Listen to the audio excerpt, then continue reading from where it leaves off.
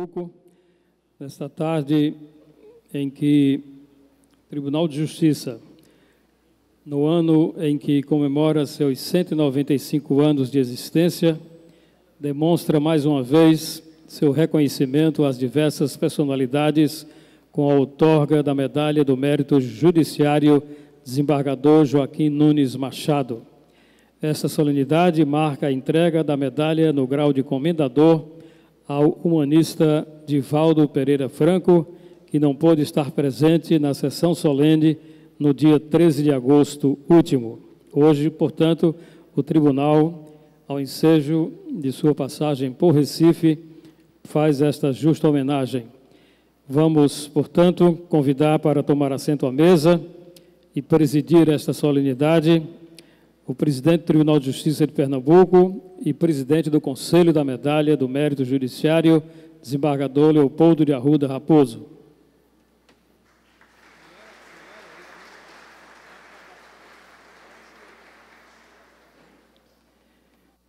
Que recebe, nesse momento, o ilustre homenageado, o humanista Divaldo Pereira Franco.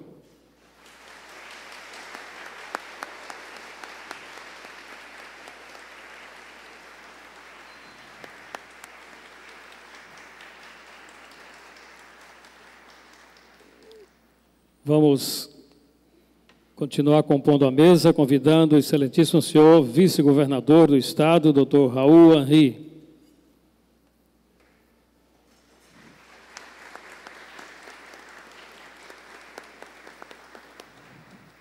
Vamos convidar o excelentíssimo senhor ministro Castro Meira.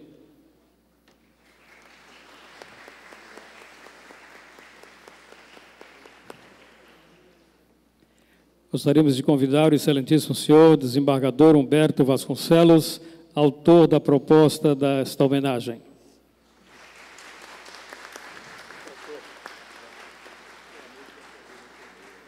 Convidamos a excelentíssima senhora deputada Priscila Krause, representando a Assembleia Legislativa de Pernambuco.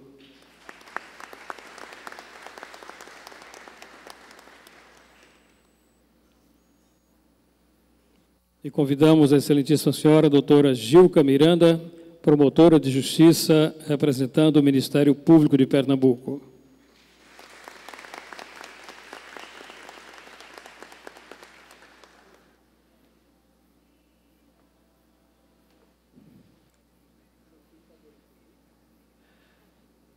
Composta a mesa, gostaríamos de convidar a todos para, em posição de respeito, ouvirmos a execução do hino nacional brasileiro. A Orquestra Criança Cidadã, que hoje tem sede aqui em Recife, está com núcleos em Ipojuca e em Igaraçu. Hoje, o quinteto pertence ao núcleo do município de Ipojuca. Vamos ouvir, portanto, eles executarem nosso hino nacional.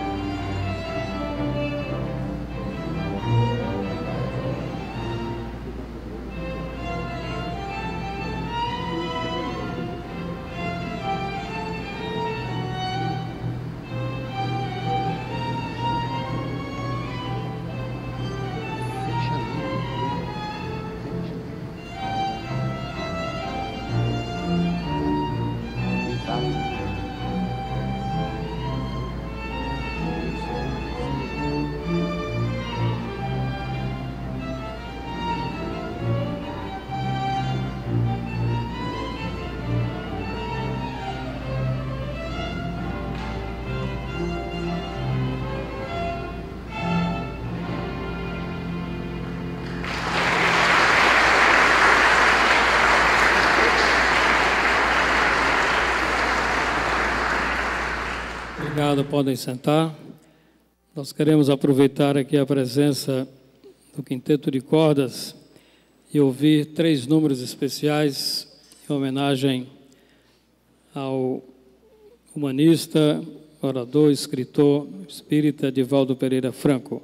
Nós queremos informar que a Orquestra Criança Cidadã é um projeto social gerido pela Associação Beneficente Criança Cidadã, idealizado pelo juiz de direito João José Rocha Tagino, aqui presente.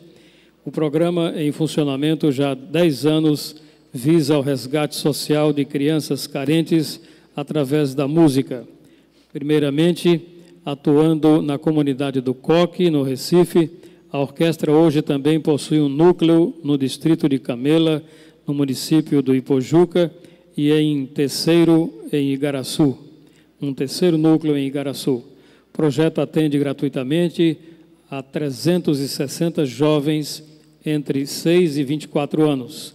Os alunos recebem aulas de instrumentos de corda, percussão, teoria musical, flauta doce e canto coral, além de instrumentos de sopro, flauta transversa, oboé, clarinete, trompa e fagote. O programa conta ainda com apoio pedagógico, atendimento psicológico, médico e odontológico, aulas de inclusão digital, fornecimento de 3 refeições por dia e fardamento.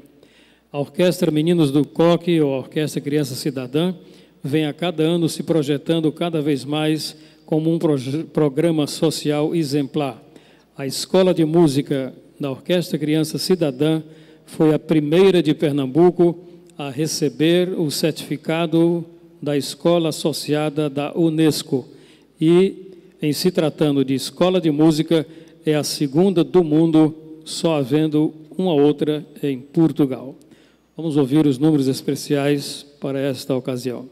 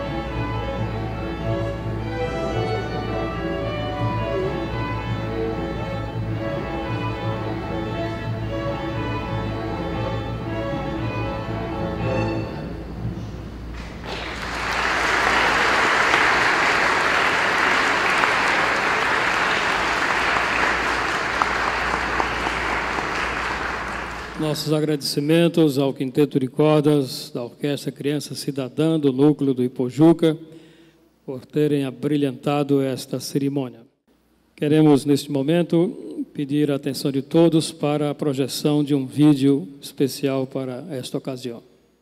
Ao tribuno Divaldo Pereira Franco, nossa gratidão por seu relevante trabalho de divulgação do Evangelho de Jesus e do Espiritismo em todo o estado de Pernambuco, em 11 cidades e mais de 160 palestras. Seus irmãos pernambucanos sentem-se honrados com vossa ilustre presença. Natural de Feira de Santana, na Bahia, Divaldo Franco comunica-se com os espíritos desde a infância. Eu estava brincando na sala e se adentrou uma senhora estranha. Então a senhora disse: Di, que é meu nome de família, chame Ana. Diga que é Maria Senhoria, eu sou sua avó. Mas eu não entendia nada disso aos 4 anos. Meus avós, todos 4, já haviam morrido, eu não sabia. Eu voltei a chamar minha mãe. Quando ela veio, eu digo: olha, a mulher está dizendo que é Maria Senhorinha e quer falar com a senhora. Minha mãe teve um choque, porque ela nunca havia falado o nome de sua própria mãe. Quando ela nasceu, a mãe morreu de infecção puerperal. Ela ficou assustada: mas como você sabe isso? Eu digo: a senhora está aqui. Mas ela não havia. Então me pegou e levou à casa da minha tia e disse: esse menino enlouqueceu. Ele está dizendo que mamãe está lá. Minha tia então perguntou como é que era ela. Eu lembro vagamente. A saia arrastava, tinha algo na cintura e chamou minha atenção qualquer coisa que tinha aqui. Quando eu descrevi, minha tia disse: olha, é mamãe. Porque esse é um camafeu que eu coloquei no seu cadáver. A partir daí, João, eu me tornei uma criança mais ou menos especial. Reconhecido como um dos maiores médiuns e oradores do movimento espírita da atualidade e o expoente máximo na divulgação da doutrina por todo o mundo, embaixador da paz no mundo, indicado pela Organização Mundial da Paz, Divaldo Franco recebeu o título em Genebra, na Suíça. Também foi intitulado Embaixador da Bondade no Mundo pela Fundação Kelsen Pyle, localizado no sudoeste da Inglaterra. Fundador do Centro Espírita Caminho da Redenção, em Salvador, na Bahia, Divaldo também é devotado educador. Há 70 anos presta assistência a 620 filhos adotivos, mais de 200 netos e bisnetos, atendendo em média 3.000 crianças, adolescentes e jovens de famílias de baixa renda por dia, em regime de semi-internato e externato. Orador com mais de 13.000 conferências em mais de 2.000 cidades em todo o Brasil e em 64 países dos 5 continentes, Divaldo Franco já concedeu mais de 1.500 entrevistas para rádio e televisão, no Brasil e no exterior.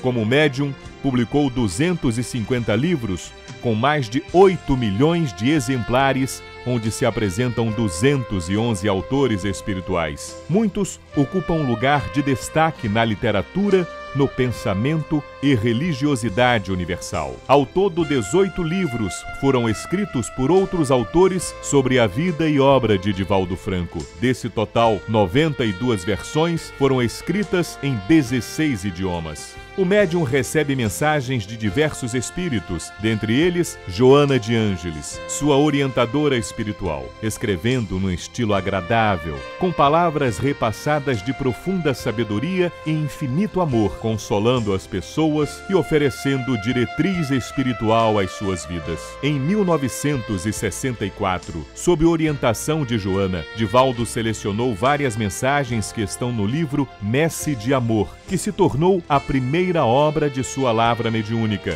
Dentre os livros recebidos, 17 ficaram conhecidos como a série psicológica de Joana de Ângeles, que iniciou com o título Jesus e a Atualidade, prosseguindo até o momento com Rejubila-te em Deus.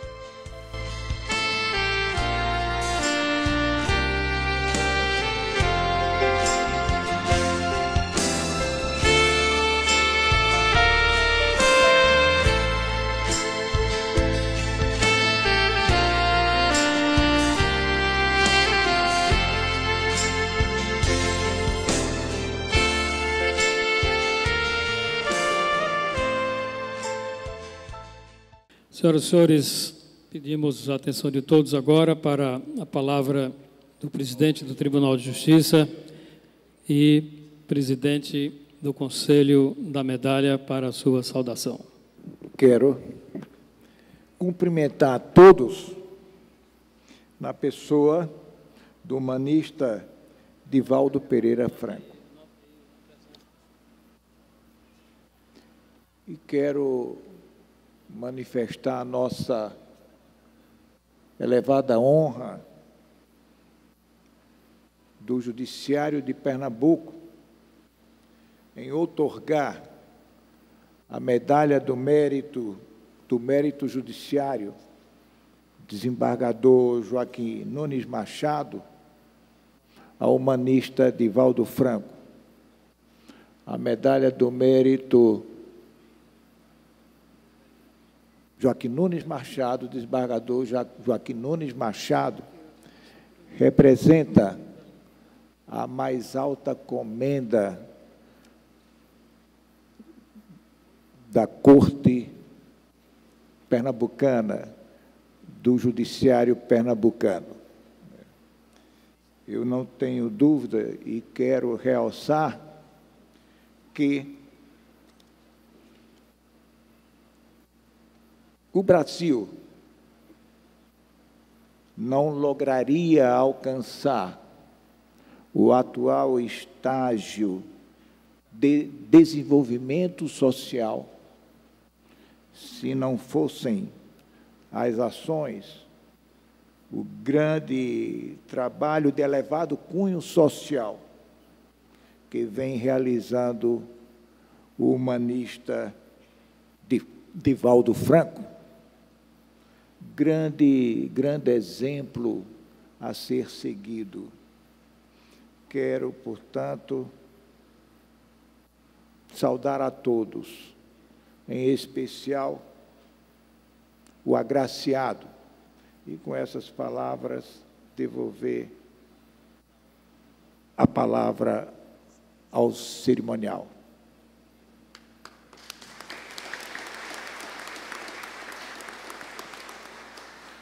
Senhoras e senhores, anunciamos agora a saudação que será feita ao homenageado pelo desembargador que propôs esta homenagem, o excelentíssimo senhor desembargador Humberto Vasconcelos.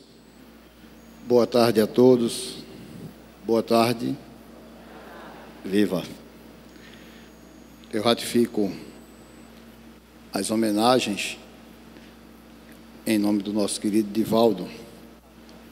E desde a minha mais tenra idade, 4, 5 anos, que na minha mente e no meu coração eu convivo com o nosso querido Divaldo, porque existia uma emoção muito grande contida dentro de nossa casa, que era a visita do meu avô Peixotinho.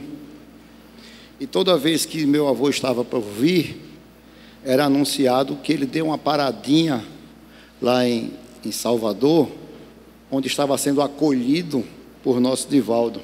Então, o nome e a companhia de nosso querido Divaldo povoa a nossa mente, o nosso coração e a felicidade de nossa casa, quando o Lloyd ou o Ita paravam lá na Bahia para que meu avô recebesse esse acolhimento. E esse acolhimento do nosso querido Divaldo fazia ao nosso avô, também fez a todos nós e permanece fazendo até hoje. Povoa a nossa casa com seus livros, com suas mensagens e agora com as ferramentas do YouTube, rotineiramente, de forma que eu me sinto bem à vontade, não só de ter proposto essa homenagem, mas de revelar a emoção que sinto pela convivência permanente como amigo. E essa homenagem tem para nós um tom de gratidão. Eu não falo só, e sei que também, pelo Tribunal de Justiça de Pernambuco, porque essa gratidão que o tribunal expressa com essa homenagem é evidente diante do trabalho de uma verdadeira justiça preventiva que o nosso querido Divaldo realiza no mundo, com seus conceitos, com suas palestras, com seus livros e, sobretudo, com seu exemplo de vida e postura.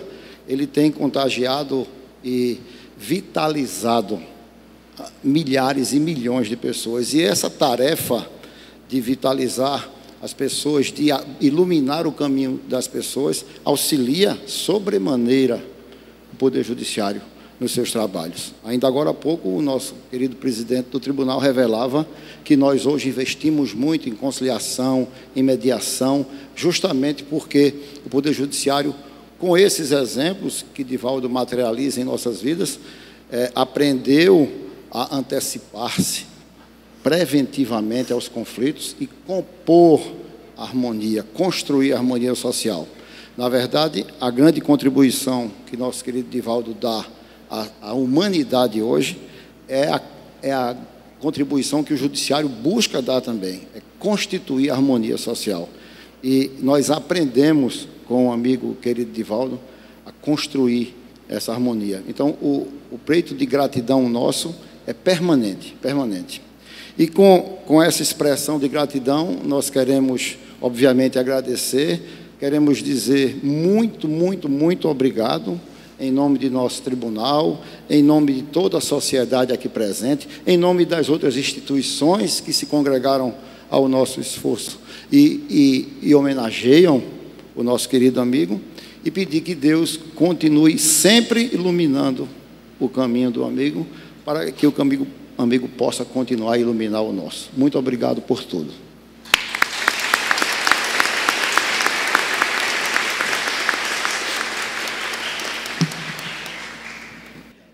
Nesse momento, senhoras e senhores, faremos a homenagem com a entrega da medalha, apresentando para o conhecimento de todos o histórico dessa medalha. A Medalha do Mérito Judiciário, desembargador Joaquim Nunes Machado, foi criada pelo Tribunal de Justiça do Estado de Pernambuco através da Resolução 17, de 13 de maio de 1985, destinada a homenagear pessoas físicas ou jurídicas, nacionais ou estrangeiras, que tenham se distinguido pelos relevantes serviços prestados à causa da justiça ou pelos seus méritos excepcionais no campo no judiciário, e é a mais alta condecoração instituída pela Justiça Pernambucana. O patrono dessa medalha é o desembargador Joaquim Nunes Machado, uma das figuras mais marcantes da história de Pernambuco, magistrado, líder político, herói de grandes lutas libertárias, identificado com as causas populares, tornou-se mártir do idealismo da liberdade. Excelentíssimo senhor presidente do Tribunal de Justiça, desembargador Leopoldo de Arruda Raposo, se posiciona à frente aqui da mesa, no local indicado, para proceder à entrega da homenagem ao humanista Divaldo Pereira Franco, a medalha no grau de comendador.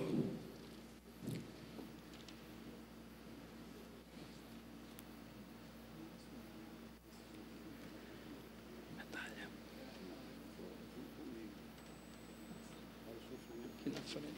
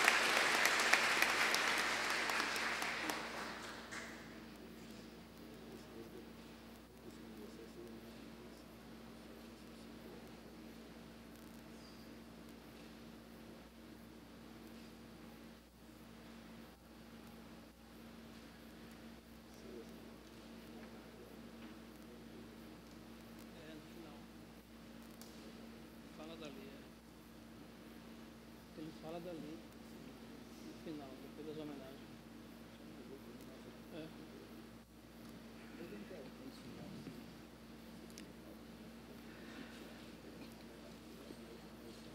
O presidente do tribunal também entrega o livro comemorativo dos 195 anos do tribunal, Inventário dos Bens Móveis do Tribunal de Justiça de Pernambuco.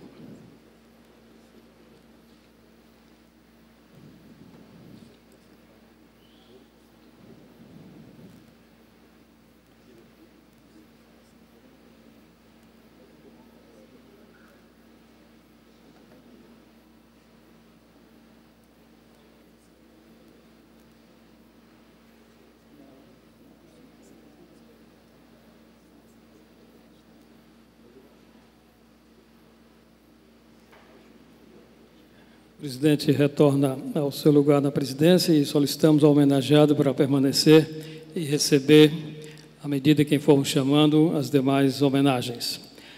Representando a homenagem da Assembleia Legislativa de Pernambuco, convidamos a deputada Priscila Krause.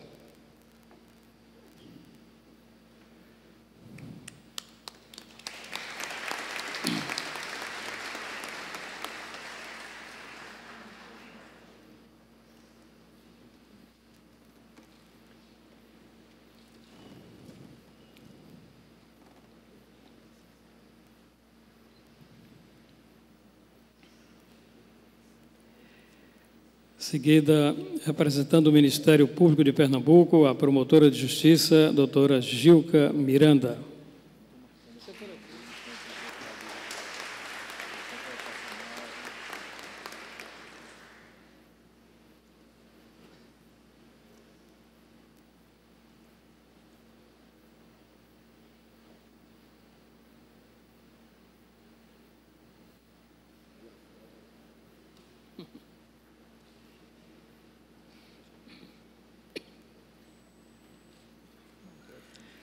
Representando a Associação Jurídico Espírita do Estado de Pernambuco, o presidente, doutor Salomão Ismael Filho.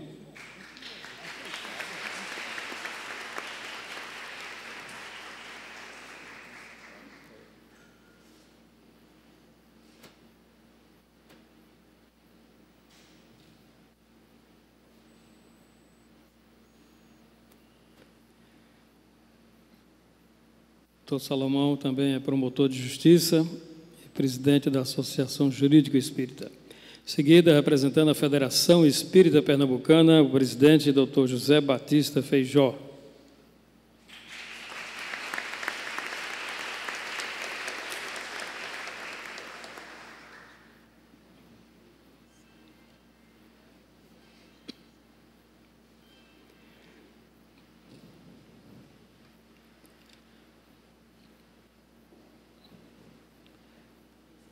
Representando o CREMEP, Conselho Regional de Medicina de Pernambuco, doutor Antônio Lopes, que também representa o presidente, doutor André Dubé.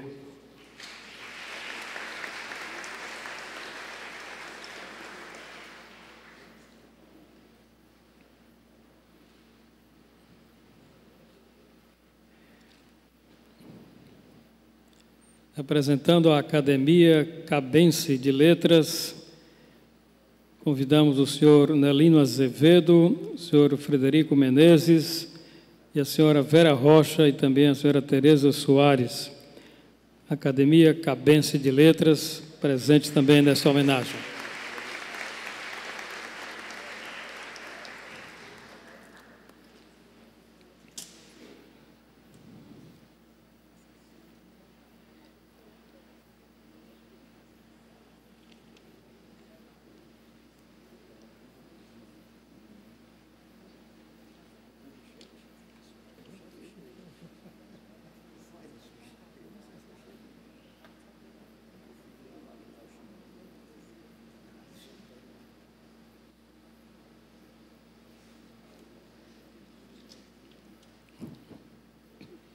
Na sequência, convidamos, representando a Comissão do Movimento Espírita do Cabo de Santo Agostinho, o presidente, senhor Almir Mendes Santos, senhora Rosilane e a senhora Antônia Campos.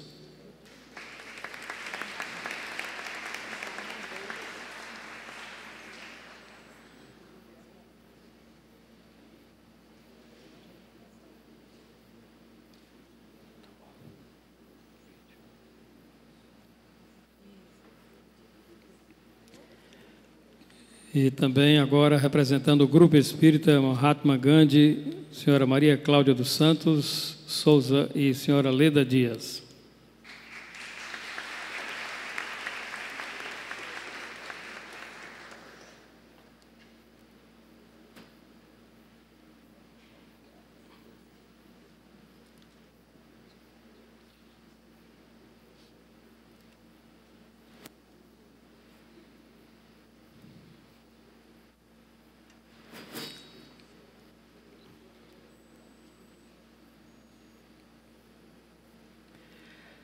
Agradecemos as entidades que prestaram homenagem. Convidamos o Dr. Divaldo Franco a retornar à mesa.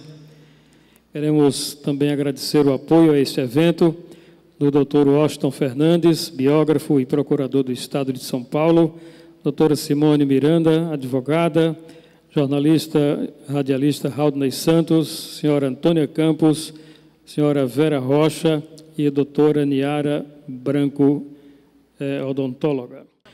Vamos ouvir, portanto, a palavra ao vivo e a cores do homenageado, Dr. Divaldo Pereira Franco.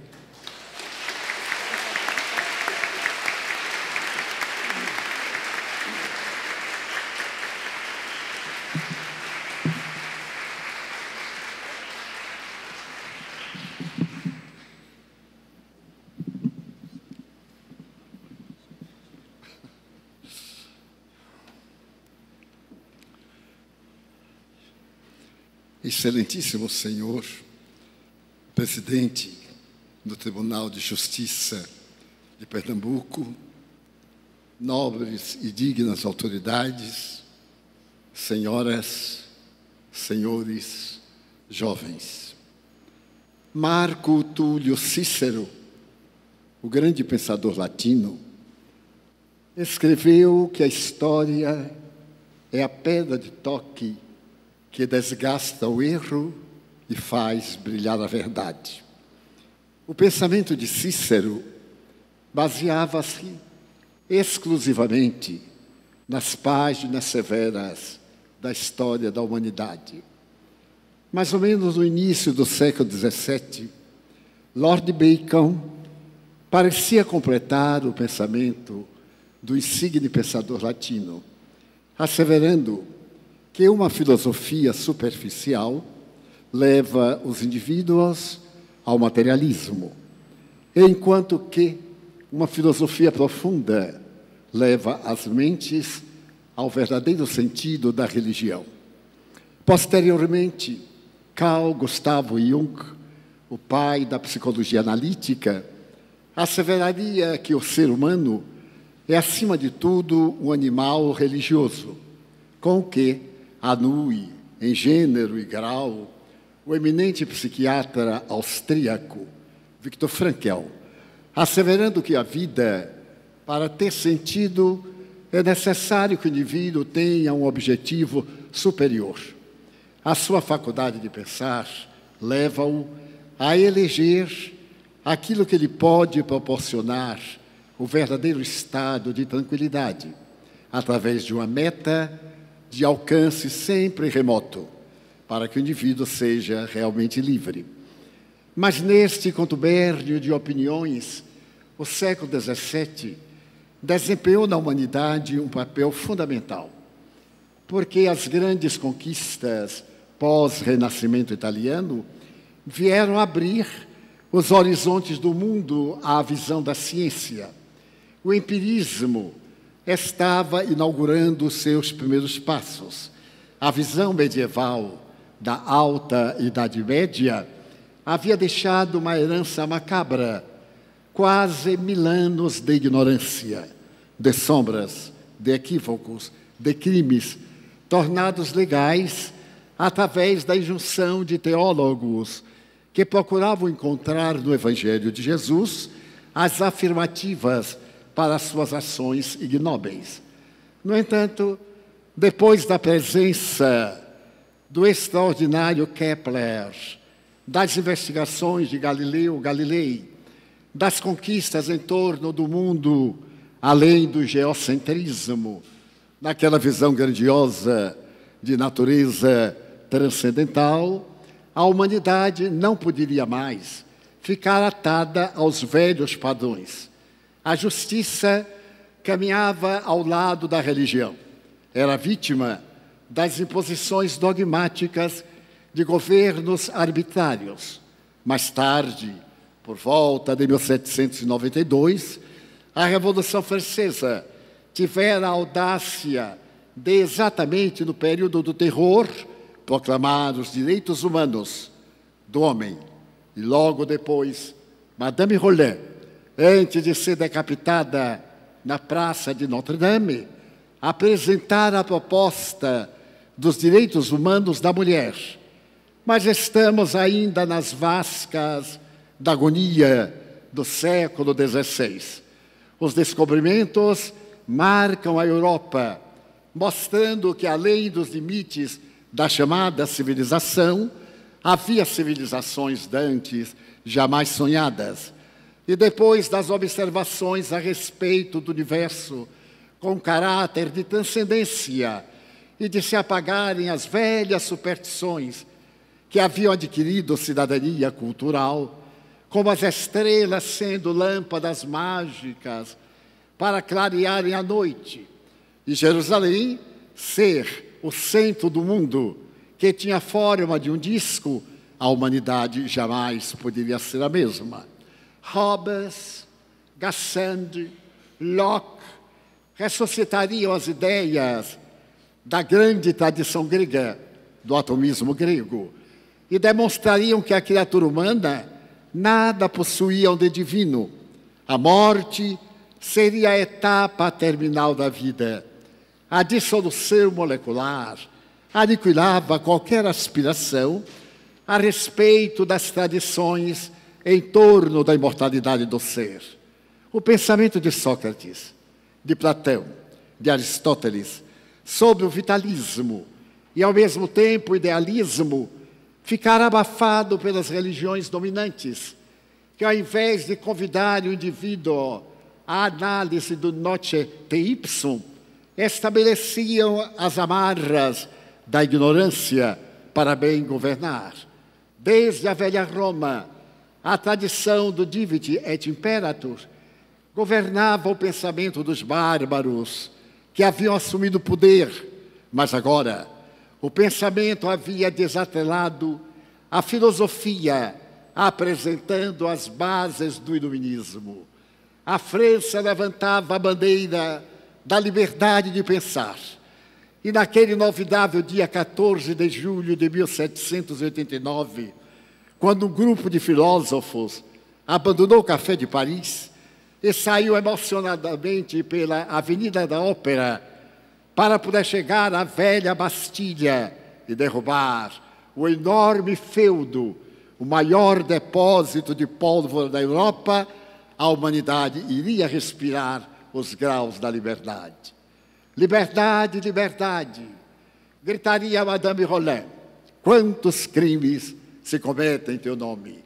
Mas era através dessa criminalidade, da arma de Jean Guillotin, que o homem poderia pensar agora com largueza de sentimentos e com uma visão cósmica, sem as dimensões estreitas da hipocrisia social e religiosa.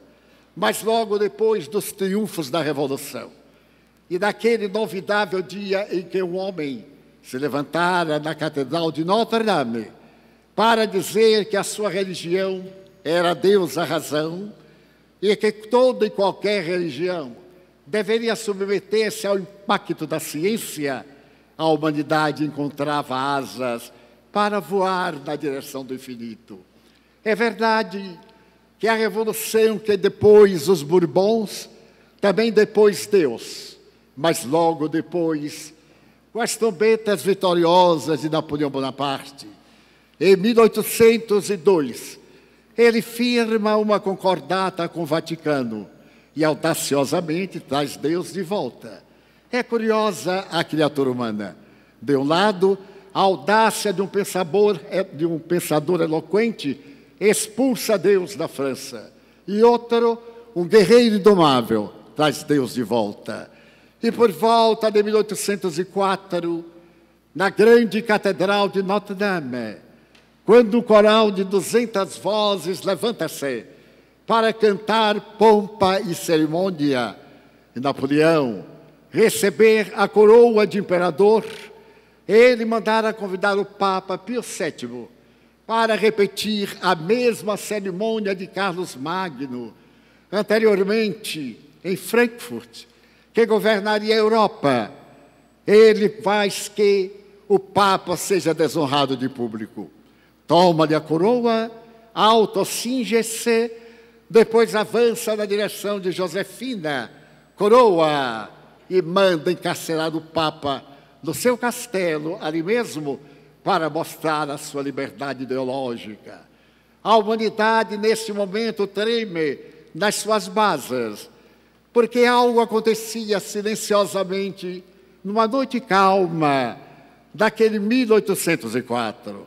Napoleão sobe ao poder no dia 2 de dezembro, mas alguns meses antes, 2 e meio, no dia 3 de outubro, nasce em Lyon a personalidade de Hippolyte Léon Denisard Rivail, que mais tarde, estudando com Pestalozzi em Verdun, vai apresentar ao mundo a grande ambição da liberdade do pensamento. Na Academia Francesa, o substituto de Berthelot levanta-se e diz: dê-me uma religião científica, uma religião que possa enfrentar a razão. Nós desejamos crer, mas não aceitar como legado a herança do passado. E, ao mesmo tempo, aqueles que ainda eram fiéis ao pensamento tradicional erguem-se para dizer: meu Deus, quando a ciência logrou enxugar uma lágrima que nasceu no coração. Nesses debates aparece o amanhã. Era um sábado, mais ou menos 10 horas da manhã, em Palais Royal, na Galeria d'Orléans, na grande livraria de Monsieur Danty. Um pequeno livro é colocado numa vitrine bordada de veludos, apresentando uma era nova.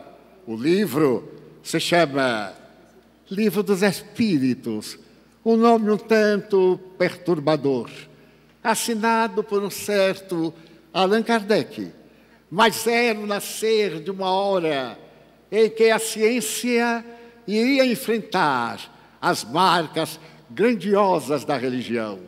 Não mais uma religião de fantasia, não mais uma religião castradora, mas uma religião que libertava o indivíduo dos elos escravocratas da ignorância.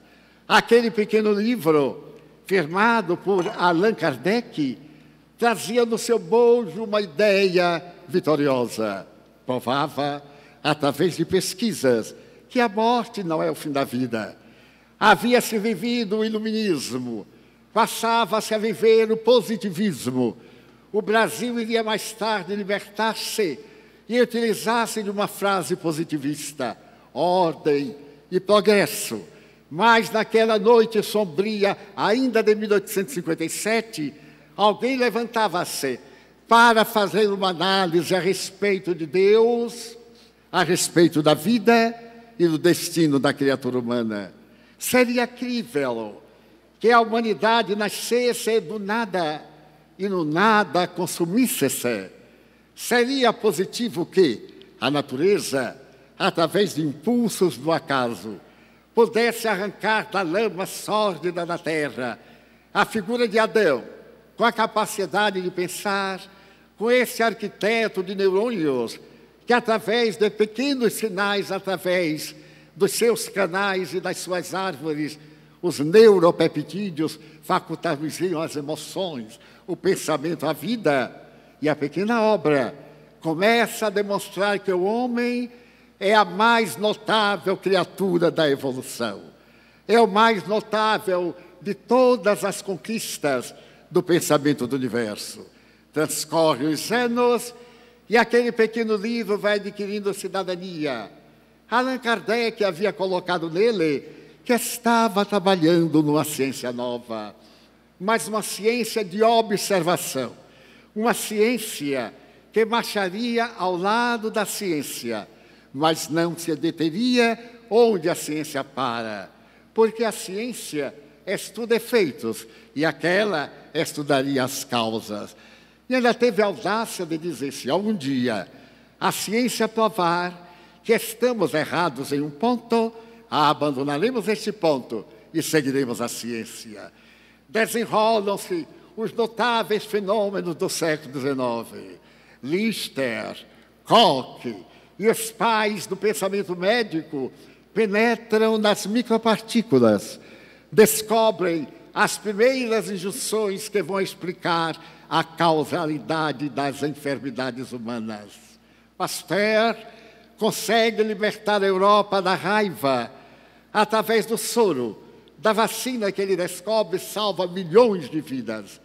Outros pensadores erguem-se e a Universidade de la Salpêtrière, fundada por Luís XVI, abre as suas portas à investigação.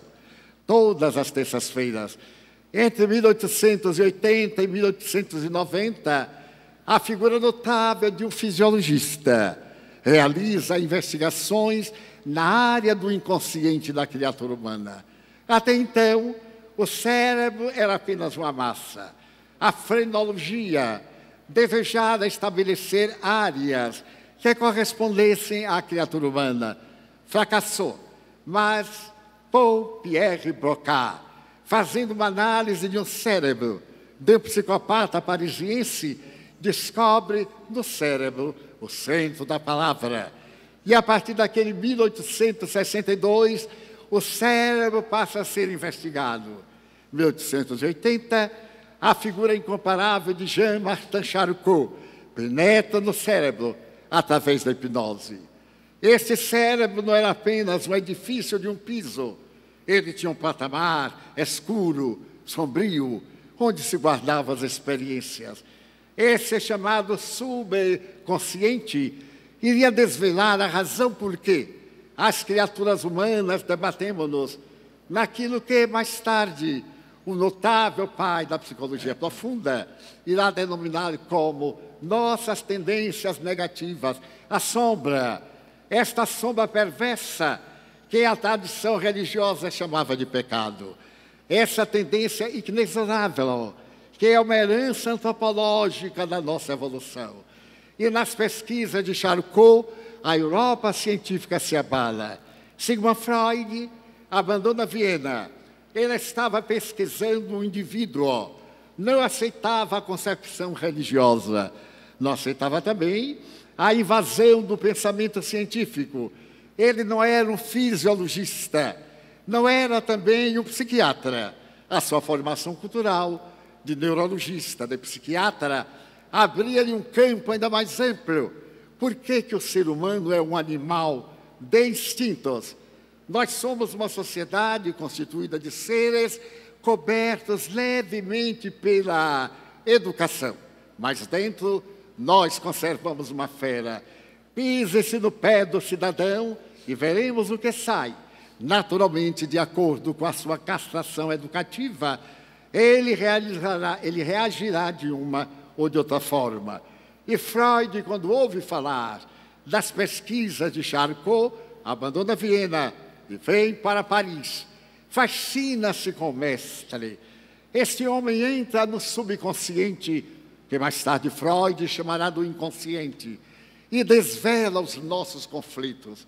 O homem, a mulher, são animais sexuais. A sua vida é a libido.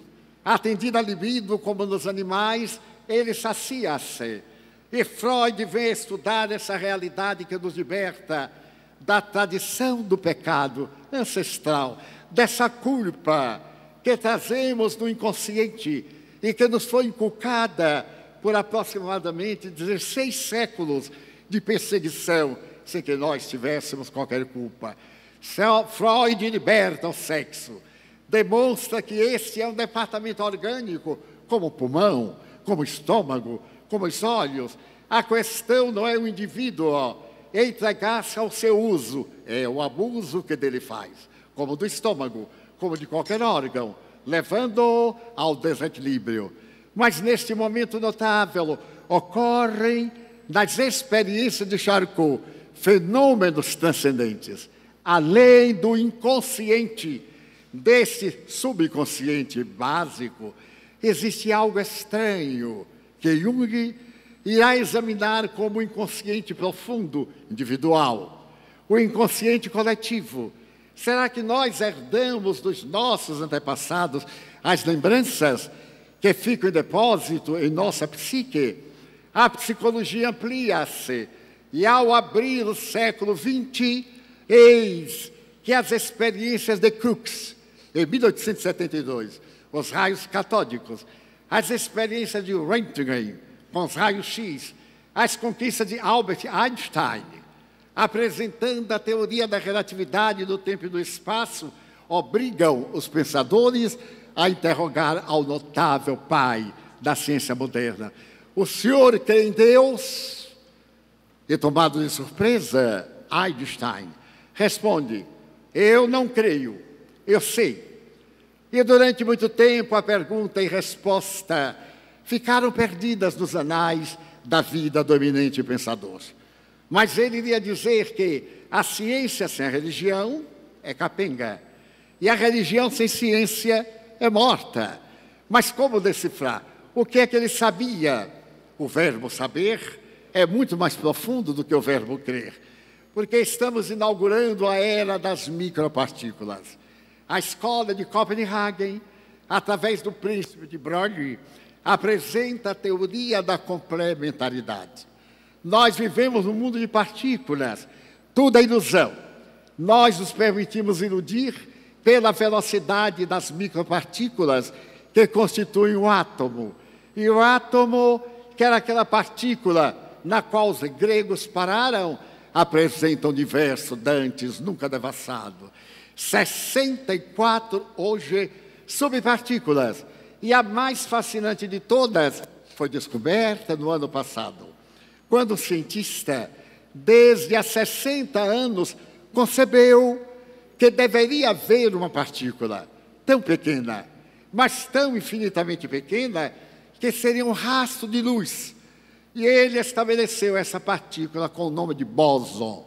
60 anos de pesquisa, era uma teoria, até que o acelerador de partículas da Suíça e da França, por meio dos choques dos prótons, apresentou essa mancha, uma mancha que é apenas conceptível, e demonstrou que é o sinal de Deus dentro da nossa vida.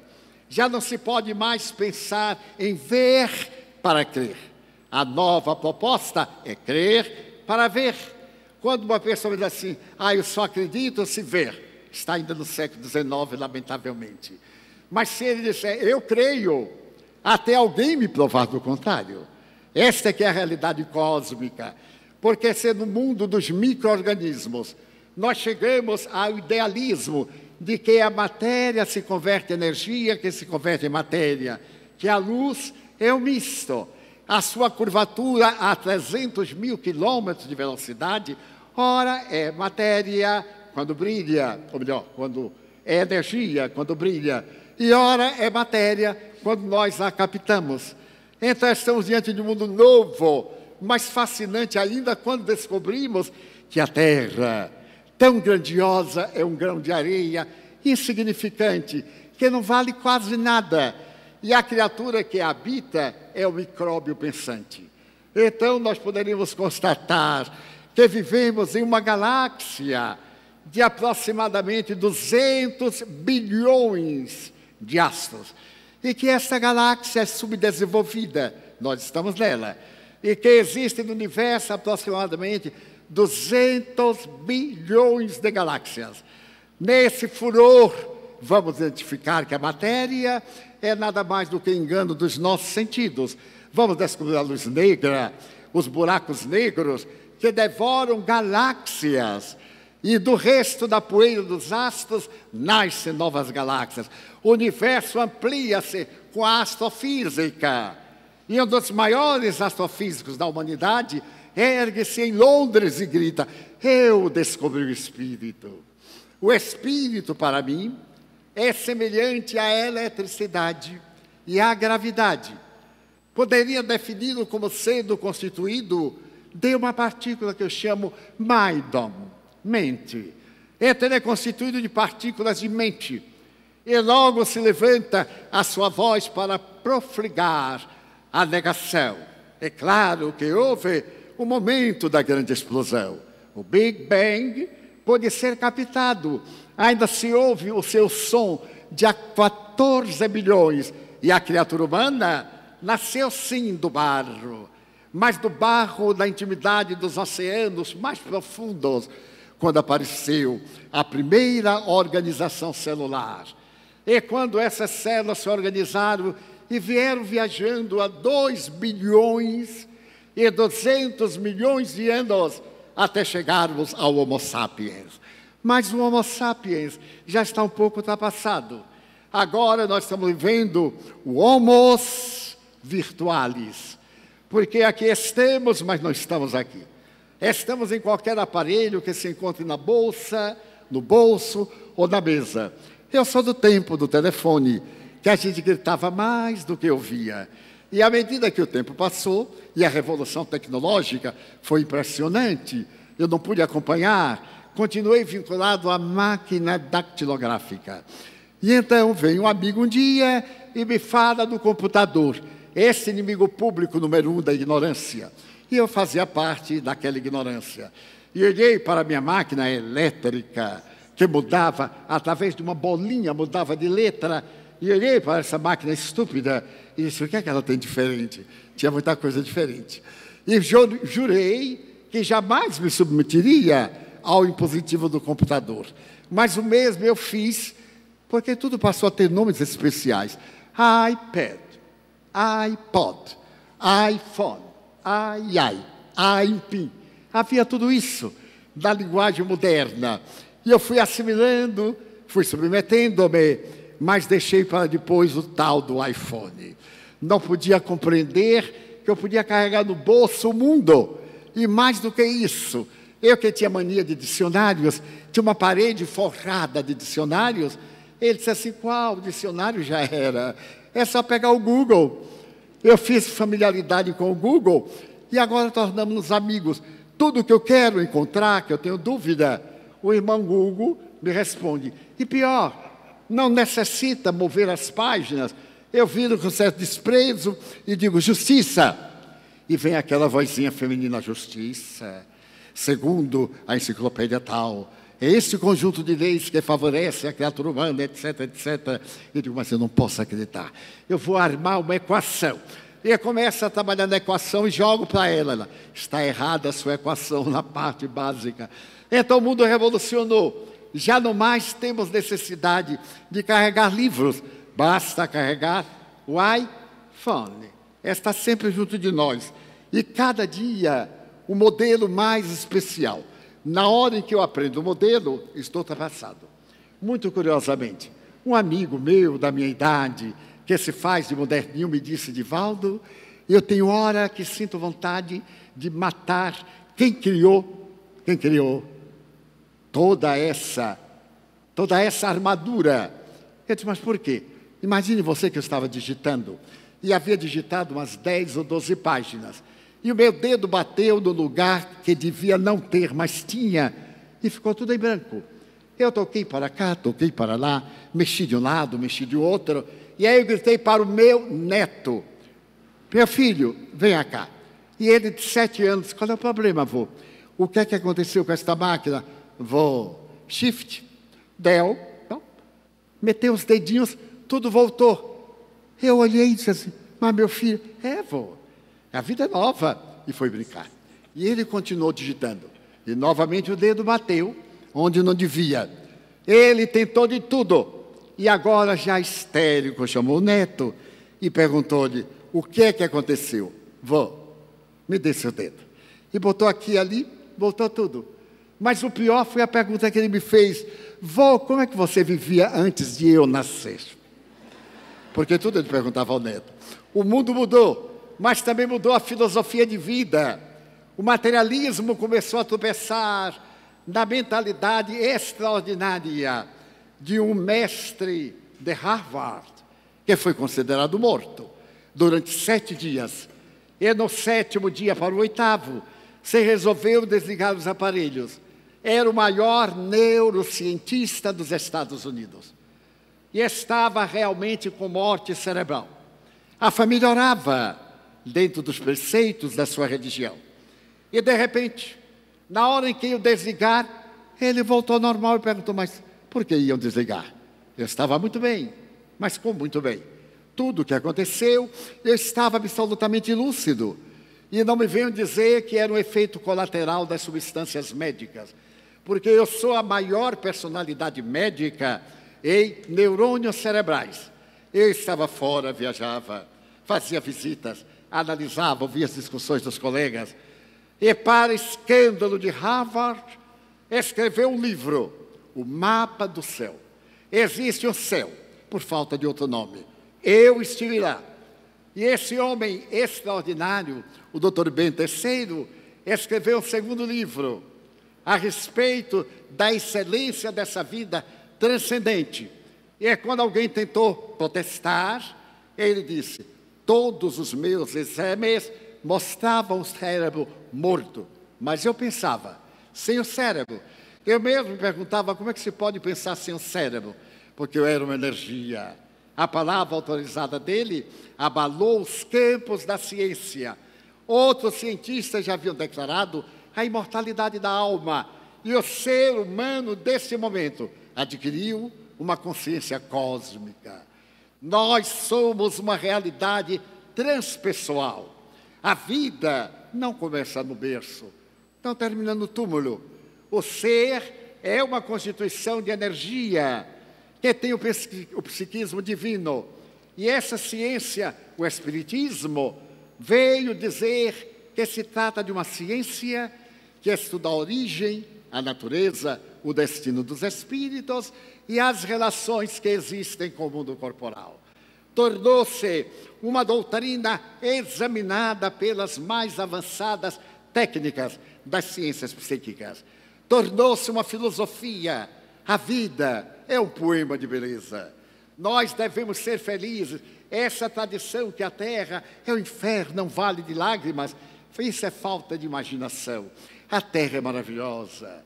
Olhar o pôr do sol em cima das águas do Capiberibe, poder contemplar o amanhecer rico de luz na praia e compreender a grandeza desse universo, a nossa pequenez, mas também a nossa grandeza de chegarmos a entender o macro e o microcosmo. Mas, acima de tudo, é uma proposta ética. Não faça outrem o que você não deseja que outrem faça.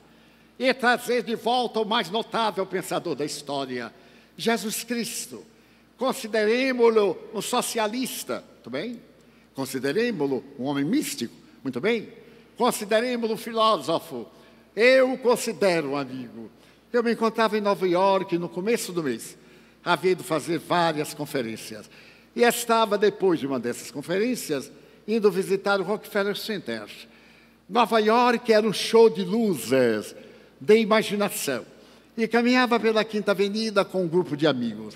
Subitamente, ao atravessar a esquina da Rua 23, eu percebi numa escuridão, algo que se movimentava. E não sei porquê, algo que me atraía. Eu tenho procurado descobrir no momento as pessoas invisíveis. Aquelas que são chamadas a borra da sociedade. A sociedade não tem borra. É um organismo, uma parte enferma, a outra em recuperação. E então me tem chamado muita atenção desses indivíduos que não existem socialmente. Eu procuro fazê-los virar lume. Digo, como notável doutor e bispo Helder Câmara Gandhi, dizia que ele é a voz do povo. Eu não. Eu faço zoada para que o povo fale, para que o povo apresente as suas dores, gritou ele no exílio em Paris, na Rive Gauche. Então, quando eu vi aquela sombra mover-se, eu pedi licença aos amigos e fui. Estava reclinado sobre a parede, na sombra, um jovem de costas, que soluçava. Os ombros tremiam. Eu me aproximei, toquei-lhe o ombro e perguntei: posso ajudar? Ele não respondeu. Então eu vi que o caso era mais grave. Havia nele um eixo-mar de dores, de angústias. Então toquei na cabeça e perguntei: você está precisando de um amigo? Ele não respondeu. Então ele disse: pois é, acaba de chegar um amigo e gostaria de saber em que você podia me ajudar. Eu sou estrangeiro, como você ouve pelo meu acento, e estou aqui de passagem.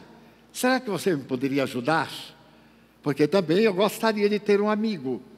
Ele voltou-se e, nos olhos injetados, eu vi a tragédia do momento. a droga, essa ida de Lerna, que destrói cruel, miseravelmente a criatura. E então ele estava, disse-me, numa voz rofenha, eu preciso de um amigo. Então abracei-o, puxei-o a passeio, sentamos-nos. E ele então colocou a cabeça no meu ombro, chorou demoradamente. E eu perguntei, como é seu nome? Ninguém. Você tem família? Nenhuma. Para onde você vai? Lugar nenhum. Pois bem, eu estou em trânsito e queria dizer que amo você. Foi o maior presente que eu ganhei em Nova York. Eu amo você, quero ser seu amigo. E segurou minhas mãos, com as suas mãos frias, as suas mãos de suor gelatinoso, e me disse, vá em paz. Eu ia me matar, mas encontrei um amigo, eu digo, para sempre. Morrer não anula a vida. Pode se matar, mas não vai morrer. A partir de hoje você vai ter um amigo anônimo que vai pedir a Deus por você. Ele saiu correndo. E eu me levantei e os amigos perguntaram, Divaldo, quem era aquele? Eu disse, Jesus. Encontrei Jesus, que está sempre nas sombras, atendendo a dor, atendendo a miséria, atendendo o sofrimento. Esse é o Jesus ético que o Espiritismo veio nos trazer. E foi esse Jesus que, na minha infância, me chamou para ter uma vida diferenciada. A partir dos 4 anos de idade, até hoje, aos 90 anos, com uma alegria imensa de viver, com uma certeza de que o ser humano é apenas mal educado, mas é bom. Na raiz íntima está a essência de Deus. Foi quando eu recebo o convite para comparecer a este plenário, em uma data que me não era possível. E o nobre presidente teve a gentileza de aceitar a proposta da nossa postergação. E hoje, após haver desenvolvido o nosso programa a respeito da paz, que culminamos em Salvador há 2 dias, eu então vim ao Recife com a alma em febre de amor, porque Recife foi a primeira cidade que eu falei fora da cidade de Salvador. No dia 10 de abril de 1952, no Teatro Santa Isabel. E Recife abriu-me, não as portas da cidade, abriu-me também o coração. Ali a família Alfredo de Azevedo estava para me recepcionar e para criar um mundo novo, sonhando com uma humanidade melhor, mais próspera. E amei o Recife de paixão, como se diz tradicionalmente. Então, sabendo que eu ia receber desse nobre tribunal uma comenda, eu fiz uma autoanálise. Mas sou eu quem deve a Recife. Encontrei amigos incomparáveis. A humanidade nos doa o melhor presente, que é a amizade. Quando lá eu estiver, nesse tribunal que é sagrado, me faz recordar o pensamento ético de Roma, a Lex Romana, as primeiras bases da legislação para o mundo latino e neolatino. Eu então me predispus a pedir ao nobre presidente que me desculpasse para transferir a homenagem deste momento, a nobre comenda a Allan Kardec, o homem que há cerca de 170 anos me libertou da ignorância, me ensinou a crer. Allan Kardec é o Espiritismo, porque eu sou um devedor. Não fosse o Espiritismo, as faculdades paranormais teriam levado ao hospício ou ao suicídio. O Espiritismo deu-me dignidade, ensinou-me a amar, a ter um oceano de crianças. Mais de 100 mil passaram pelas minhas mãos e as mãos dos trabalhadores da Mansão do Caminho. Mais de 200 mil famílias passaram pelas nossas portas para receber o pábulo divino da solidariedade. Sou um devedor, então eu aceito, nobre presidente, o estímulo, a vossa palavra que me sensibilizou com o trabalho que Sua Excelência realiza nas comunidades periféricas da cidade. No ônibus que vai solucionar os problemas in loco, essa audácia da justiça, descer do seu tribunal para dizer que o povo deve ser o cidadão da humanidade. Esse trabalho honorável dessas crianças de outra comunidade. Um deles está ao lado de Zumbi Mehta, a mais alta personalidade musical dos séculos 20 e 21. Emocionado diante disso, sou eu quem deve. Eu agradeço a honra das homenagens que se sucederam. Reconheço não as merecer, mas também, como criatura humana, aceito-as para, neste crepúsculo da vida, ainda sonhar com um mundo melhor, que saia da crise, porque a única crise que existe é a crise do indivíduo. Eles tendo uma alma de vazio existencial, contamina a família, o grupo, a sociedade, a humanidade. Nós somos a humanidade, digníssimas autoridades. Peço perdão para declinar do que seja honra e mérito, e aceitar a bondade, o carinho que seus corações afetuosos me dão, e poder dizer, meu Deus, eu gostaria de dizer que amo a vida, que para mim é bela e é consentida. Muito obrigado, Senhor, por tudo que me deste, por tudo que me dás. Obrigado pelo ar, pelo pão, pela paz. Obrigado pela beleza que os meus olhos veem no altar da natureza. Olhos que fitam o céu, a terra e o mar, que acompanham a ave ligeira que corre fagueira pelo céu de anil e se detém na terra verde, salpicada de flores em tonalidades mil. Muito obrigado, Senhor, porque eu posso ver meu amor, mas diante da minha visão eu descubro os cegos e por eles eu faço uma oração, pois que vivem na solidão, transitam na multidão, choram na escuridão. E então minha alma agradece a faculdade de escutar a música do povo, a melodia da ciência, mas também a música popular. Ouvidos que ouvem o tamborilar da chuva no terreiro, a melodia dos grandes construtores do sentimento conselheiro. E diante da minha audição, eu oro por aqueles que são surdos. E eu sei que depois desta vida, na outra lida, eles também escutarão. Obrigado pela minha voz, mas pela voz que canta, pela voz que legisla, pela voz que ensina, pela voz que trabalha, pela voz que teu nome pronuncia com dúlcida emoção. Diante da minha melodia, eu quero rogar pelos que sofrem de afasia, não cantam de noite, não falam de dia, oro por eles. Eu sei que depois desta dor no teu reino de amor, cantarão, obrigado pelas minhas mãos, mãos que aram, mãos que semeiam, mãos que agasalham, mãos de ternura, que libertam da amargura, mãos que ligam mãos, dos adeuses, de sinfonias, de poesias, de psicografias, mãos de cirurgias, mãos que atendem a miséria, a dor, o desamor, mãos que no seio embalam o corpo de um filho alheio sem receio, e pelos pés que me levam a andar sem reclamar. Obrigado, Senhor, porque eu posso bailar diante do meu corpo perfeito. Eu vejo na terra aleijados, amputados, deformados, e oro por eles, porque eu sei que depois desta expiação, na outra reencarnação, eles também bailarão. Por fim, muito obrigado, Senhor, pelo meu lar. É tão maravilhoso ter um lar.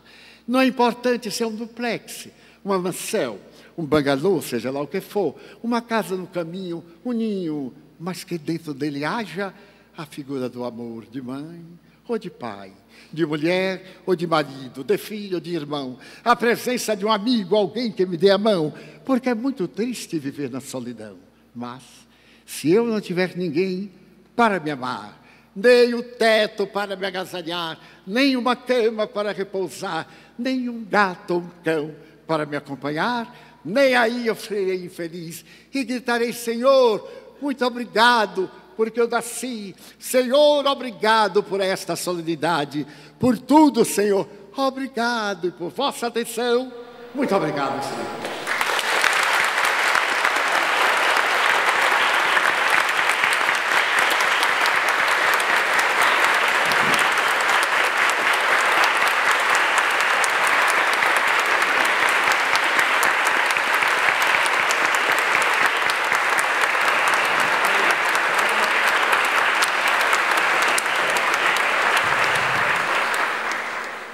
Senhoras e senhores, com a palavra o excelentíssimo senhor presidente, desembargador Leopoldo de Arruda Raposo, para o encerramento desta sessão solene. Quero parabenizar o grande orador também, Divaldo Pereira Franco, e as palavras elogiosas que fez com referência à Corte de Justiça de Pernambuco, ao nosso Tribunal de Justiça e também as palavras elogiosas à nossa gestão. Quero mais uma vez manifestar o nosso contentamento em recepcioná-lo neste dia e dizer que o Tribunal de Justiça de Pernambuco se eleva em seu conceito para patamares muito mais altos, em razão de o humanista Divaldo Pereira Franco integrar o nosso quadro de honra. E, antes de encerrar, por ocasião das festividades de final de ano, quero desejar a todos um Feliz Natal, muita prosperidade no Ano Novo, votos extensivos aos familiares de cada um dos senhores. Muito agradecido, declaro encerrada a sessão.